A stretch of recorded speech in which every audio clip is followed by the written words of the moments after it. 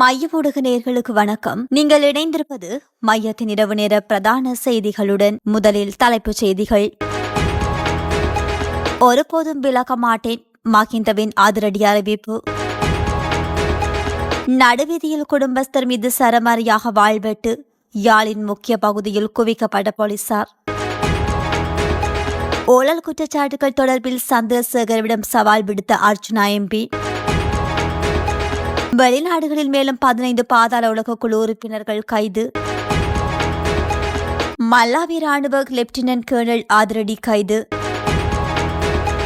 சட்டத்திற்கு அடிபணிந்தார் சந்திரிகா, உத்தியோகபூர்வ இல்லத்திலிருந்து வெளியேற்றம். மீண்டும் சிறைக்கு அனுப்பப்பட்ட பிரதமர், வெளியான தகவல். மத்திய சிறைகளில் இருந்து 15,000 கைதிகள் தப்பியோட்டம். கிளர்ச்சியாளர்களை குறிவைத்து ஏமன் மீது இஸ்ரேல் தாக்குதல், 35 பேர் உயிரிழப்பு தொடர்பான விரிவான செய்திகள்.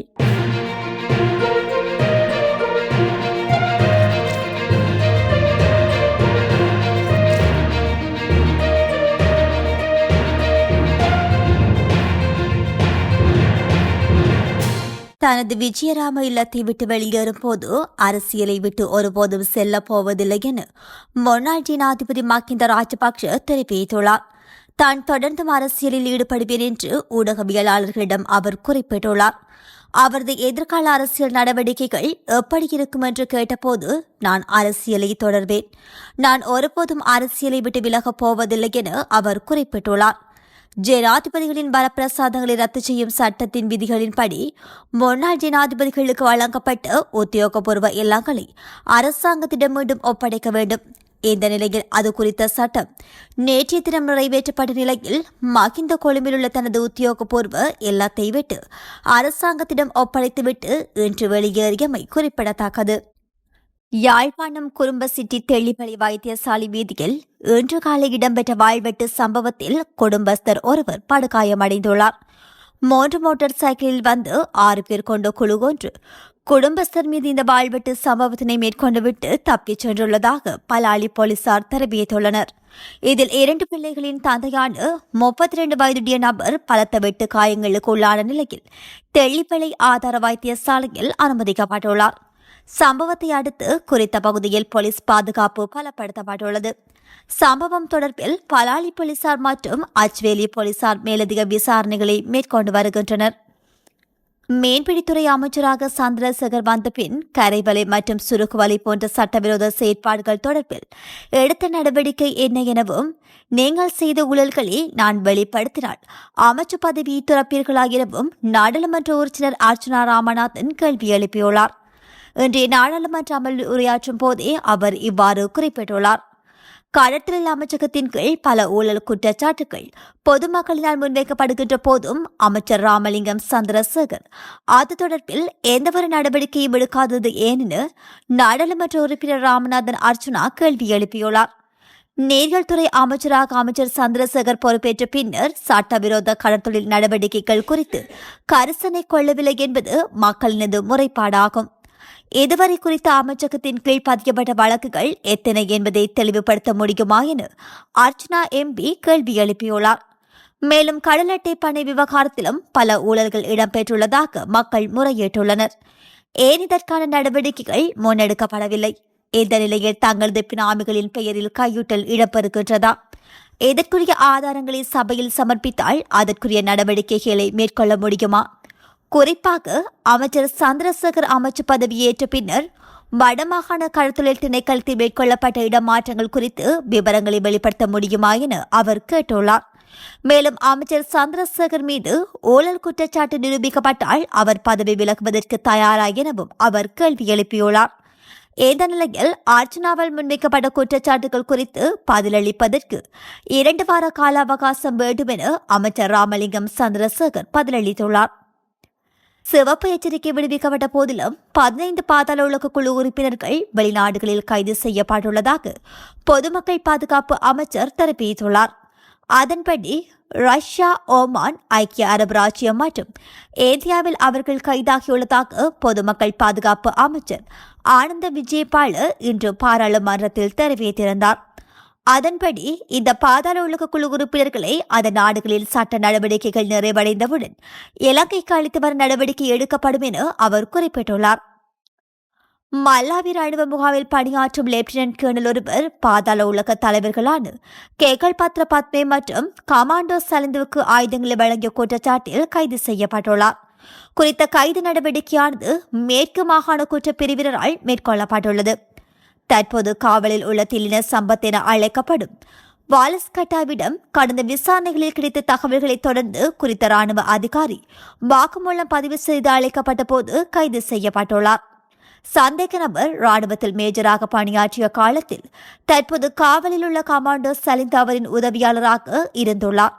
மேலும் அந்த கால பகுதியில் குறைந்தது 2 முறை 260 தோட்டாக்களை வழங்கியதாகவும் அதற்கு பதிலாக சலிந்து சுமார் 6.5 லட்சம் அவரது வங்கிக் கணக்கில் வைப்பு செய்துள்ளதாகவும் தெரியவந்துள்ளது. எவ்வாறாயினும் விசாரணையின் போது அவர் ஆயுதங்களை குற்றவாளிகளுக்கு வழங்கிய குற்றச்சாட்டை மறுத்துள்ளார். இந்த நிலையில் பாதாள உலக கும்பல்களுக்கு ஆயுதங்கள் வழங்கப்பட்டுள்ளதா என்பதை கண்டறிய மேலதிக விசாரணைகள் முன்னெடுக்கப்படுவதாக காவல்துறையினர் தெரிவித்துள்ளனர்.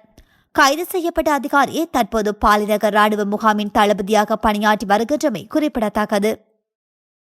முன்னாள் ஜனாதிபதி சந்திரிகா பண்டாரநாயக்க குமாரதுங்கவும் தனது உத்தியோகபூர்வ இல்லத்தை விட்டு வெளியேற தயாராக இருப்பதாக தெரிவிக்கப்படுகின்றது. முன்னாள் ஜனாதிபதி மைத்ரிபால சிறிசேன மற்றும் மகிந்த ராஜபக்சவும் தமது உத்தியோகபூர்வ இல்லங்களை வெளியேற்றியுள்ளனர். நிறைவேற்றப்பட்ட ஜனாதிபதிகளின் உரிமை ரத்து சட்டத்தின் அடிப்படையில் முன்னாள் ஜனாதிபதிகள் உத்தியோகபூர்வ இல்ல சலுகையை தற்போது அவர்கள் இழந்துள்ளனர். விதிகளின்படி முன்னாள் ஜனாதிபதிகளுக்கு வழங்கப்பட்ட உத்தியோகபூர்வ இல்லங்களை அரசாங்கத்திடம் திருப்பி ஒப்படைக்க வேண்டும். இதன் அடிப்படையில் சந்திரிகா பண்டாரநாயக்க குமாரதுங்கவும் தனது உத்தியோகபூர்வ இல்லத்தை அரசாங்கத்திடம் ஒப்படைக்க தயாராகியுள்ளார். எவ்வாறாயினும் முன்னாள் ஜனாதிபதிகளான கோட்டபய ராஜபக்சவும் ரணில் விக்ரமசிங்கவும் ஏற்கனவே தனியார் இல்லத்தில் வசித்து வருகின்றமை குறிப்பிடத்தக்கது. தாய்லாந்தில் கடந்த 2001 முதல் 2006 ஆண்டு வரை பிரதமராக இருந்தவர் தக்ஷின் சினவிரத்ரு. இவர் தனது பதவி காலத்தில் நடைமுறைப்படுத்திய திட்டங்கள் மூலம் ஊழல் செய்ததாக குற்றச்சாட்டு எழுந்துள்ளது. இதனால் அவர் பதவி விலகியுள்ளார். இதனை அடுத்து சுப்ரீம் கோர்ட்டில் அவர் மீது அதிகார துஷ்பிரயோக வழக்கு தொடக்கப்பட்டுள்ளது. ஆனால் வழக்கு விசாரணைக்கு ஆஜராகாமல் அவர் வெளிநாடு தப்பியோடினார். 15 ஆண்டுகளுக்கு பிறகு அவர் கடந்த 2023 ஆண்டு நாடு திரும்பினார். அப்போது பாங்காக் விமான நிலையத்திலேயே போலீசார் அவரை கைது செய்தனர். இதற்கிடையே அதிகார துஷ்பிரயோக வழக்கில் அவருக்கு 8 ஆண்டுகள் சிறை தண்டனை விதிக்கப்பட்டது. பின்னர் அந்த தண்டனையை ஓராண்டாக குறைத்து மன்னர் மாகா வஜலங்ககோன் உத்தரவிட்டார். ஆனால் உடல்நலக் குறைவை காரணம் காட்டி அவர் 6 மாதங்கள் வைத்தியசாலையிலேயே தனது காலத்தை கழித்தார். இந்த நிலையில் தக்சின் மீதான சிறை தண்டனை ஒழுங்காக நிறைவேற்றப்படவில்லை என வழக்கு தொடுக்கப்பட்டது. இதனை விசாரித்த சுப்ரீம் கோர்ட் வைத்தியசாலையில் சேர்க்கும் அளவுக்கு அவரது உடல்நிலை மோசமாக இல்லை, எனவே அவரை மீண்டும் சிறையில் அடைக்க உத்தரவிட்டுள்ளது. இந்தியாவின் அண்டை நாடுகளில் ஒன்றான நேபாளத்தில் ஆட்சியாளர்கள் மீதான ஊழல் குற்றச்சாட்டுகள் அந்நாட்டின் குடிமக்கள் மத்தியில் பெரும் கோபத்தை ஏற்படுத்தியிருந்தது. இது தொடர்பாக சமூக வலைதளங்களில் ஊழல் ஒழிப்பு பிரச்சாரங்களை மேற்கொண்டு வந்தனர். மந்திரிகள் மற்றும் ஆளும் வர்க்கத்தினரின் வாரிசுகளின் ஆடம்பர வாழ்க்கை தொடர்பான புகைப்படங்கள் மற்றும் வீடியோக்களை சமூக வலைதளங்களில் வெளியிட்டு கேள்வி எழுப்பி வந்தனர். இது நேபாள அரசுக்கு நெருக்கடியை ஏற்படுத்தி வந்த நிலையில் பதிவு செய்யாத சமூக வலைதளங்களை நேபாள அரசு கடந்த 4ஆம் தேதி நள்ளிரவு முதல் தடை செய்தது. இது இளம் தலைமுறையினர் மத்தியில் மேலும் கொந்தளிப்பை ஏற்படுத்தியது. இதனால் மாணவர்கள், இளைஞர்கள் கொண்ட இளம் தலைமுறையினர் தலைநகர் காத்மண்டுவில் கடந்த 8ஆம் தேதி ஆயிரக்கணக்கில் கூடி நாடாளுமன்றத்தை முற்றுகையிட்டனர். ஆட்சியாளர்களின் ஊழல் மற்றும் சமூக வலைதள தடையை கண்டித்து அவர்கள் நடத்திய இந்த போராட்டத்தில் பெரும் வன்முறை வழித்துள்ளது. போலீசார் தடிப்படி கண்ணீர் புகை குண்டு வீச்சும் போராட்டத்தை கட்டுப்படுத்த முடியாததால் துப்பாக்கிச் சூடும் நடத்தினர். இதில் 19 பேர் கொல்லப்பட்டதுடன் பாதுகாப்பு படையினர் உட்பட 300க்கும் மேற்பட்டோர் காயமடைந்தனர். இதனைத் தொடர்ந்து தலைநகரின் பல பகுதிகளில் ஊரடங்கு அமல்படுத்தப்பட்டு ராணுவம் குவிக்கப்பட்டது. இந்த போராட்டம் வன்முறையை தொடர்ந்து உள்துறை மந்திரி ரமேஷ் மேலாக் ராஜினாமா செய்தார். அத்துடன் போராட்டக்காரர்களின் கோபத்தை தணிப்பதற்காக சமூக வலைதளங்கள் மீதான தடையும் விலக்கிக் கொள்ளப்பட்டது. ஆனாலும் போராட்டக்காரர்கள் அமைதியடையவில்லை. காத்மண்டு மட்டுமன்றி நாட்டின் பல பகுதிகளிலும் போராட்டங்கள் தீவிரமடைந்தன. வன்முறை அதிகாரத்தை தொடர்ந்து பிரதமர் சர்மா ஒலி பதவி விலகினார். நாடாளுமன்றம், பிரதமரின் வீடு, ஜனாதிபதி அலுவலகம், சுப்ரீம் கோர்ட் என ஏராளமான அரசு கட்டிடங்களுக்கு போராட்டக்காரர்கள் தீ வைத்தனர். எனவே ராணுவம் களத்தில் இறங்கியது. நேற்று முன்தினம் இரவிலிருந்து நாட்டின் பாதுகாப்பு பணிகளை தங்கள் பொறுப்பில் எடுத்துக் கொண்டது. நாடு முழுவதும் கட்டுப்பாடுகள் மற்றும் ஊரடங்கு அமல்படுத்தி அமைதியை ஏற்படுத்த நடவடிக்கை எடுத்துள்ளது. இதனிடையே கலவரத்திற்கு மத்தியில் நேபாளத்தில் உள்ள 25க்கும் மேற்பட்ட சிறைகளில் இருந்து சுமார் 15,000 கைதிகள் தப்பியோடினர். கைதிகள் தப்ப முயன்றபோது போலீசாருடன் ஏற்பட்ட மோதல்களில் 8 பேர் உயிரிழந்ததாகவும் 13 பேர் படுகாயமடைந்ததாகவும் தெரிவிக்கப்பட்டுள்ளது. தப்பியோடிய கைதிகளில் வெகு சிலரே போலீசாரால் மீண்டும் கண்டுபிடிக்கப்பட்டுள்ளனர். சிலர் தாங்களாவே சரணடைந்துள்ளனர். கைதிகளை உடனடியாக தேடிப்பிடிக்கும் நடவடிக்கை தீவிரப்படுத்தப்பட்டுள்ளதாக நேபாள அரசின் சிறைத்துறை நிர்வாகம் தெரிவித்துள்ளது. ஏமனில் ஹவுதி கிளர்ச்சியாளர்கள் செயல்பட்டு வருகிறார்கள். பாலஸ்தீனத்தின் காசா முனை மீதான இஸ்ரேலின் போரை கண்டித்து அந்நாட்டின் மீது 2023 முதல் ஹவுதி கிளர்ச்சியாளர்கள் அடிக்கடி தாக்குதல் நடத்தி வருகிறார்கள். இதற்கு இஸ்ரேலும் பதிலடி கொடுத்து வருகின்றது. இந்த நிலையில் ஏமன் தலைநகர் சனா உட்பட பல பகுதிகளில் இஸ்ரேல் படையினர் வான்வெளி தாக்குதலை நடத்தினர். தலைநகர் சனாவில் உள்ள ராணுவ தலைமையகம், எரிபொருள் நிலையம் உள்ளிட்ட இடங்களில் தாக்குதல் நடாத்தப்பட்டது. இந்த தாக்குதலில் 35 பேர் பலியானதுடன் 130க்கும் மேற்பட்டோர் காயமடைந்தனர். சில நாட்களுக்கு முன்பு இஸ்ரேல் விமான நிலையம் மீது ஹவுதி கிளர்ச்சியாளர்கள் ட்ரோன் தாக்குதல் நடாத்தினர். இதற்கு பதிலடியாக இஸ்ரேல் வான்வெளி தாக்குதலை நடாத்தியுள்ளது என்பது குறிப்பிடத்தக்கது.